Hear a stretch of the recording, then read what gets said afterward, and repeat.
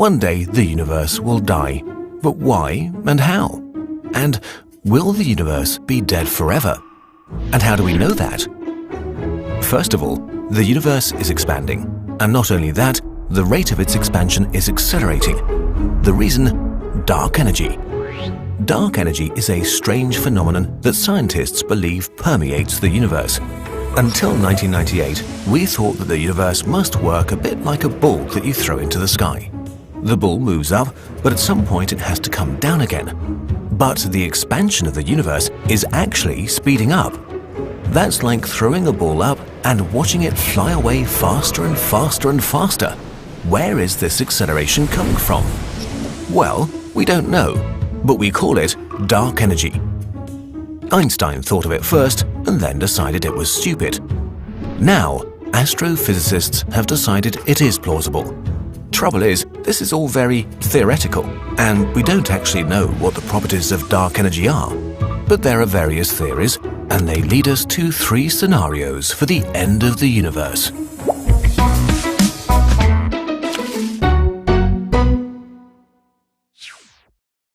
One, the Big Rip. Since its birth, the universe has been expanding. For unknown reasons, new space is created everywhere equally. The space between galaxies expands, so they move apart. The space inside galaxies also expands, but here gravity is strong enough to keep them together. In the Big Rip scenario, the expansion accelerates up to a point where space expands so fast that gravity can't compensate for this effect anymore. The result is a Big Rip. At first, only large structures like galaxies are torn apart since space between the single objects expands very fast. Next, big bodies like black holes, stars, and planets die. Their gravity isn't strong enough to keep them together, so they dissolve into their components. In the end, space would expand faster than the speed of light. Atoms would now be affected, and they would just disband. Once space is expanding faster than light, no particle in the universe can interact with any other particle anymore. The universe would dissolve into countless lonely particles that won't be able to touch anything else in a strange, timeless universe. And you thought you felt lonely. 2. Heat death, or a big freeze.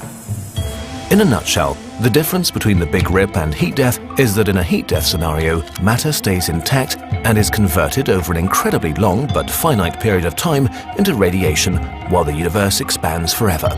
But how does this work? Let's talk about entropy. Every system tends towards the state of highest entropy, like when we have a latte macchiato. Initially, it has different regions, but over time they will cool down and disintegrate until it's uniform. And this also applies to the universe. So while the universe gets bigger and bigger, matter slowly decays and spreads out. At some point, after lots of generations of stars, all the gas clouds necessary to form stars will be exhausted, so the universe will turn dark. The remaining suns will die. Black holes will slowly degenerate and evaporate over trillions of years due to what's known as Hawking radiation. When this process is complete, only a dilute gas of photons and light particles remains until even this decays. All activity in the universe ceases at this point. Entropy is at its maximum, and the universe is dead forever. Unless, theoretically, it might be possible that after an incredibly long amount of time, there might be a spontaneous entropy decrease as a result of something called quantum tunneling, leading to a new Big Bang. 3. Big Crunch and Big Bounce. This is the most uplifting scenario.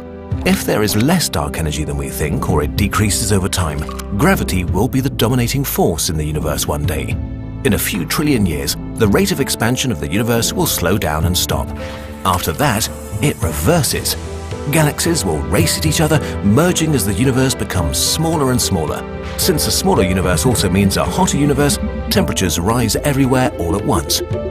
100,000 years before the Big Crunch, background radiation would be hotter than the surfaces of most stars, which means that they would be cooked from the outside.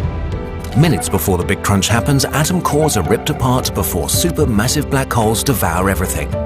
Finally, all black holes would merge into a supermassive mega black hole that contains the entire mass of the universe, and in the last moment before the Big Crunch, it would devour the universe, including itself. The Big Bounce theory states that this has happened a lot of times and that the universe goes through an infinite cycle of expansion and contraction. Well, wouldn't that be nice?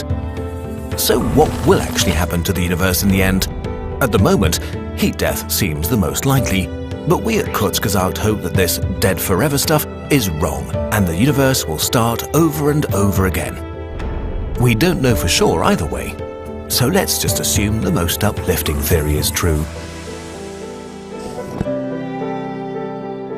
By the way, we have a Twitter account.